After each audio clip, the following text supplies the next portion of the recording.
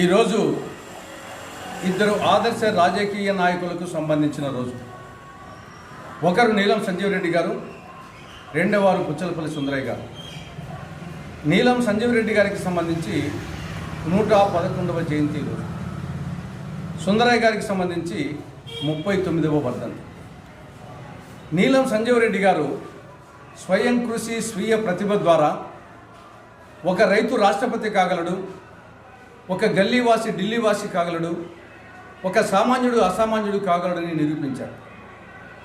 ఎమ్మెల్యేగా, ఎంపీగా, రాష్ట్ర మంత్రిగా, డిప్యూటీ చీఫ్ మినిస్టర్గా, కేంద్ర మంత్రిగా, లోక్సభ స్పీకర్గా, రాష్ట్రపతిగా, ఒక్క ప్రధానమంత్రి పదవి తప్ప మొత్తము అన్ని పదవులు ఆయన అలంకరించారు.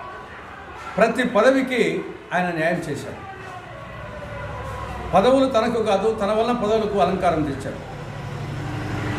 నైతిక విలువలు ఇన్ని పదవులు అనుభవించినప్పటికీ ఏనాడు నైతిక విలువలు తప్పలేదు.